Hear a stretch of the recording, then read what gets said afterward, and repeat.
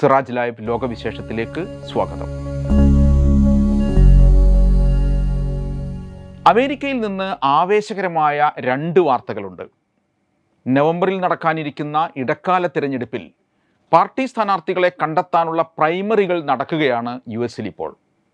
President Donald ട്രംപിൻ്റെ Republican പാർട്ടിയിലും പ്രതിപക്ഷത്തുള്ള democratic പാർട്ടിയിലും നടക്കുന്ന ഈ ഉൾപാർട്ടി തിരഞ്ഞെടുപ്പിൽ നിന്നാണ് പ്രതീക്ഷയുണർത്തുന്ന 2 വാർത്തകളും പിറന്നിരിക്കുന്നത്. ആദ്യത്തേത് ആൻഡി ഓഗൽസിൻ്റെ പരാജയമാണ്. ഡൊണാൾഡ് ട്രംപ് നേരിട്ട് പിന്തുണച്ച സ്ഥാനാർത്ഥിയാണ് ഓഗൽസ്. ഒന്നാന്തരം വംശീയവാദിയാണ്. 2 തവണ കോൺഗ്രസ് അംഗമായ ഇദ്ദേഹം ട്രംപിൻ്റെ എല്ലാ തീവ്ര വലതുപക്ഷ ഭ്രാന്തിനെയും അതിനേക്കാൾ ഭ്രാന്തമായി പിന്തുണക്കുന്നയാളാണ്.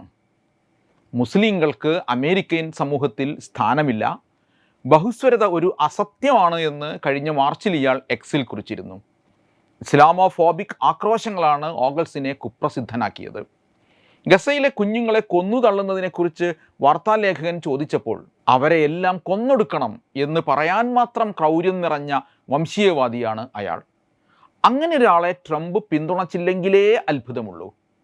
അമേരിക്കൻ മുസ്ലിങ്ങളുടെ കൂട്ടായ്മയായ council on American Islamic relations ഇയാളെ വിശേഷിപ്പിച്ചത് ആൻറ്റി മുസ്ലിം എക്സ്ട്രീമിസ്റ്റ് എന്നാണ്. കുടിയേറ്റ വിരുദ്ധതയും മുസ്ലിം വിരുദ്ധതയും സമം ചേർന്ന റിപ്പബ്ലിക്കൻ പാർട്ടിയിൽ പോലും ഓഗൽസിനെ പോലെ ഒരു വർഗീയവാദിക്ക് ഇടമില്ലെന്ന് വരുന്നത് പ്രതീക്ഷയുടെ നേരിയ വെളിച്ചമല്ലേ? ടെന്നസി റിപ്പബ്ലിക്കൻ പ്രൈമറിയിലാണ് ആൻഡി ഓഗൽസ് അപ്രതീക്ഷിത തോൽവി നേരിട്ടത്. ചാർലി ഹാച്ചർ ആയിരുന്നു എതിരാളി. ഓഗൽസിന് 46.8% വോട്ട് മാത്രമാണ് നേടാനായത്. ടെന്നസിയിലെ മുൻ കാർഷിക കമ്മീഷണറായ ഹാച്ചർ കാർഷിക വികസന വാഗ്ദാനങ്ങൾ മുൻനിർത്തിയാണ് പ്രചാരണം നടത്തിയത്. ഓഗൽസ് ആകട്ടെ മുസ്ലിം വിരുദ്ധതയും കുടിയേറ്റ വിരുദ്ധതയുമാണ് മുന്നോട്ട് വെച്ചത്. ഡെമോക്രാറ്റിക് സ്ഥാനാർത്ഥിയായ ചാൾസ് മോൾഡറെയാകും ഹാച്ചർ നേരിടുക. ഓഗൽസിൻ്റെ പരാജയം മാത്രം മുൻനിർത്തി റിപ്പബ്ലിക്കൻ പാർട്ടിയിൽ വൻ നയംമാറ്റം സംഭവിക്കുന്നു എന്നൊന്നും വിലയിരുത്താനാകില്ല. എങ്കിലും ട്രംപിൻ്റെ എടുത്തുചാട്ടങ്ങളോടും തീവ്ര നിലപാടുകളോടും എതിർപ്പുള്ള മിതവാദി നിര റിപ്പബ്ലിക്കൻ പാർട്ടിയിൽ രൂപപ്പെടുന്നുവെന്നത് ഒരു വസ്തുതയാണ്. ട്രംപ് ശക്തമായി പിന്തുണച്ച 2ാമത്തെ സ്ഥാനാർത്ഥിയാണ് ഈ ആഴ്ച തോൽവി രുചിക്കുന്നത്. ട്രംപിൻ്റെ വിലയിടിയുന്നതിന് ഇതിനേക്കാൾ നല്ല ഉദാഹരണം മറ്റൊന്നില്ല.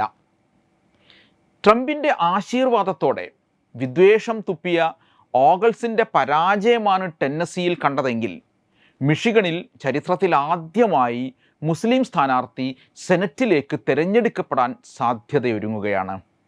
ഫലസ്തീൻ പ്രക്ഷോഭത്തിന് ശക്തമായ ഐക്യദാർഢ്യം രേഖപ്പെടുത്തുകയും ഇസ്രായേലിൻ്റെ ചോരക്കളിക്ക് ട്രംപ് ഭരണകൂടം നൽകുന്ന പിന്തുണയെ അതിരൂക്ഷമായി വിമർശിക്കുകയും ചെയ്ത ഡോക്ടർ അബ്ദുറഹ്മാൻ മുഹമ്മദ് അൽ സയ്യിദ് ഡെമോക്രാറ്റിക് സ്ഥാനാർത്ഥിത്വം നേടിയിരിക്കുന്നു.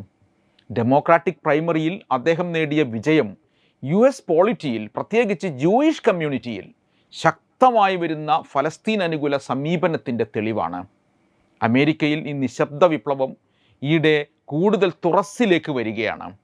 ന്യൂയോർക്ക് മേയറായി സഹ്റാൻ മംദാനി തിരഞ്ഞെടുക്കപ്പെട്ടത് ഈ വിപ്ലവത്തിൻ്റെ ഏറ്റവും ആധികാരികമായ പ്രതിഫലനമായിരുന്നു. ഞാനൊരു മുസ്ലിമാണ്, ഞാൻ അതിൽ അഭിമാനം കൊള്ളുന്നു, ഞാനൊരു കുടിയേറ്റക്കാരനാണ്, അതിലും അഭിമാനം കൊള്ളുന്നുവെന്ന് പ്രഖ്യാപിച്ച മംദാനി ആയിരക്കണക്കിന് അമേരിക്കക്കാരെ ആലസ്യത്തിൽ നിന്ന് ഉണർത്തുകയായിരുന്നു. സയനിസ്റ്റ് ലോബിയുടെ എല്ലാ കുത്തിത്തിരിപ്പുകളെയും മറികടക്കാൻ ശരിയായ രാഷ്ട്രീയത്തിന് സാധിക്കുമെന്ന് മംദാനി കാണിച്ചു വന്നു. വിദ്വേഷക്കാർ പ്രചരിപ്പിക്കുന്നത് പോലെ മുസ്ലിം വോട്ടുകളോ കുടിയേറ്റക്കാരുടെ വോട്ടുകളോ അല്ല മംദാനിയെ ജയിപ്പിച്ചത്. മറിച്ച് ജനപക്ഷ രാഷ്ട്രീയം ഉയർത്തിപ്പിടിക്കുന്ന എല്ലാ വിഭാഗങ്ങളുടെയും പിന്തുണ അദ്ദേഹത്തിനുണ്ടായിരുന്നു. അതിൽ ഫലസ്തീൻ അനുകൂല ജൂയിഷ് സംഘങ്ങളുടെ നിലപാടും നിർണായകമായിരുന്നു. ഈ വോട്ടിംഗ് പാറ്റേൺ തന്നെയാണ് ഡെമോക്രാറ്റിക് പാർട്ടിയിൽ അബ്ദുറഹ്മാൻ മുഹമ്മദ് അൽ സയ്യിദിൻ്റെ കാര്യത്തിലും ഉണ്ടായത്. 4 തവണ കോൺഗ്രസ് അംഗമായിരുന്ന ഹേലി സ്റ്റീവൻസിനെയാണ് ഡോക്ടർ സയ്യിദ് പരാജയപ്പെടുത്തിയത്. ഇസ്രായേൽ അനുകൂല സംഘടനയായ പൊളിറ്റിക്കൽ ആക്ഷൻ കമ്മിറ്റിയെ പിന്തുണക്കുന്നയാളാണ് സ്റ്റീവൻസ്. 2018 മിഷിഗൺ ഗവർണർ സ്ഥാനത്തേക്കുള്ള ഡെമോക്രാറ്റിക് പ്രൈമറി മത്സരത്തിൽ ഡോക്ടർ സയ്യിദ് മത്സരിച്ചിരുന്നെങ്കിലും 2ാമതാണെത്തിയത്. പിന്നീട് സജീവ രാഷ്ട്രീയത്തിൽ നിന്ന് മാറി നിൽക്കുകയായിരുന്നു. ഇതിനിടെ മിഷിഗണിൽ നിന്നുള്ള നിലവിലെ സെനറ്റർ ഗാരി പീറ്റേഴ്സ് വീണ്ടും മത്സരിക്കില്ലെന്ന് പ്രഖ്യാപിച്ചതോടെയാണ് അൽ സയ്യിദിൻ്റെ തിരിച്ചുവരവിന് വഴിയൊരുങ്ങിയത്. ഡെമോക്രാറ്റിക് സ്ഥാനാർത്ഥിത്വത്തിനായി മത്സരിച്ചിരുന്ന സ്റ്റേറ്റ് സെനറ്റർ മല്ലറി മാക്രാമോ മത്സരത്തിൽ നിന്ന് പിന്മാറുകയും ചെയ്തു. ഇതോടെ അൽ സയ്യിദും ഹേലി സ്റ്റീവൻസും തമ്മിൽ നേർക്കുനേർ മത്സരം നടക്കുകയായിരുന്നു. പ്രൈമറിയിൽ തന്നെ സയ്യിദിനെ തോൽപ്പിക്കാൻ ജൂത ലോബി $3 കോടി മുടക്കിയെന്ന് റിപ്പോർട്ടുണ്ട്. US സെനറ്റിൽ മുസ്ലിം അംഗം എത്തുന്നത് അവർക്ക് സഹിക്കാനാകില്ലല്ലോ. US സെനറ്റിലേക്കോ പ്രതിനിധി സഭയിലേക്കോ എത്തുന്നതിനുള്ള ആദ്യ പടി മാത്രമാണ് ഈ പ്രൈമറികൾ. അതത് പാർട്ടിക്കകത്ത് നിന്ന് ആരാകണം സ്ഥാനാർത്ഥി എന്ന് തീരുമാനിക്കാനുള്ള ആദ്യ പടിയിൽ പോലും ഒരു മുസ്ലിമിനെ കയറാൻ അനുവദിക്കില്ല എന്ന നിലപാടാണ് ജൂത ലോബി അവിടെ എടുത്തത്. ട്രംപ് തന്നെ ഈ ഉദ്യമത്തിന് നേതൃത്വം കൊടുത്തു. ട്രംപ് ഡോക്ടർ സയ്യിദിനെതിരെ ഡോഗ് വിസിൽ മുഴക്കിക്കഴിഞ്ഞു. ഈജിപ്ഷ്യൻ വംശജനായ അൽ സയ്യിദ് ജൂത വിദ്വേഷിയാണെന്നും ആൻറ്റി സെമിറ്റിക് ആണെന്നും ചാപ്പ കുത്തിയിരിക്കുകയാണ് ട്രംപ്. വൈറ്റ് ഹൗസിൽ ഡെമോക്രാറ്റുകൾ വന്നാലും റിപ്പബ്ലിക്കൻസ് വന്നാലും ഇസ്രായേൽ അനുകൂല നിലപാടിൽ മാറ്റം വരാറില്ലെന്ന ദീർഘകാല പതിവ് മാറുന്നു എന്നതാണ് ഓഗൾസിൻ്റെ പരാജയവും സയ്യിദിൻ്റെ വിജയവും വ്യക്തമാക്കുന്നത്. ഏപ്രിലിൽ പുറത്തിറങ്ങിയ പ്യൂ റിസർച്ച് സെൻറ്റർ സർവേ പ്രകാരം US-ലെ മുതിർന്നവരിൽ 60% പേരും ഇസ്രായേലിൻ്റെ വംശഹത്യ ആക്രമണങ്ങളോടും അതിന് US നൽകുന്ന സമ്പൂർണ്ണ പിന്തുണയോടും വിയോജിപ്പുള്ളവരാണ്. പ്രത്യേകിച്ച് ചെറുപ്പക്കാരായ അമേരിക്കക്കാർക്കിടയിൽ ഈ മനോഭാവം പ്രകടമാണ്. ഫലസ്തീൻ അവകാശങ്ങളെ പിന്തുണക്കുന്നതിലേക്കുള്ള സമ്പൂർണ്ണ മാറ്റമായി ഈ പ്രവണതയെ പരാവർത്തനം ചെയ്യാനാകില്ലെങ്കിലും ഇസ്രായേലിനെ എക്കാലവും പിന്തുണച്ചുകൊള്ളണമെന്ന ദീർഘകാല രാഷ്ട്രീയം ദുർബലമാകുന്നുവെന്ന് ഉറപ്പിച്ചു പറയാം. അഥവാ ട്രംപിസത്തിൻ്റെ ശക്തി ചുരുങ്ങുകയാണ് US-നകത്ത്. പരമ്പരാഗത ഇസ്രായേൽ അനുകൂല മണ്ഡലങ്ങളിലും ഈ മാറ്റം പ്രകടമാണ്.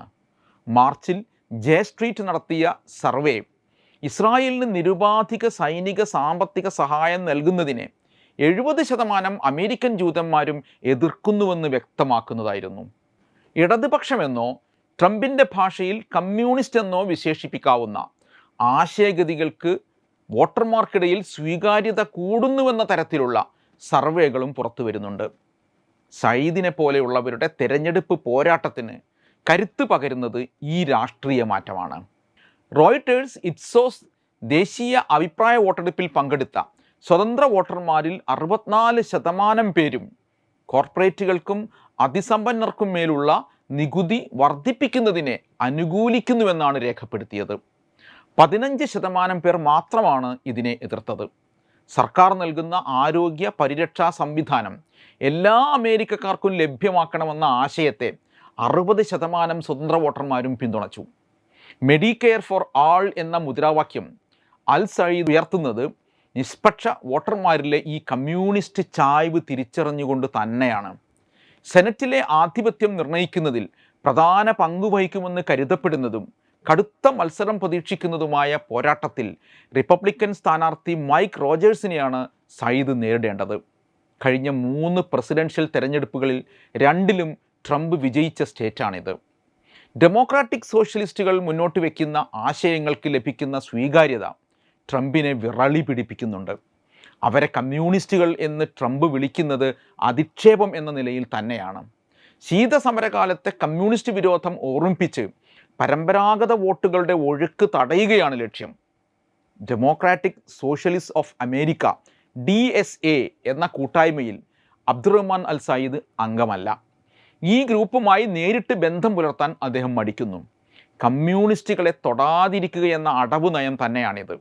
എന്നാൽ മംദാനിയെപ്പോലെ ബേണി സാൻഡേഴ്സിനെ പോലെയുള്ള DSAക്കാരുമായി അദ്ദേഹത്തിന് അടുത്ത ബന്ധമുണ്ട്. അവരുടെ പിന്തുണയുമുണ്ട്.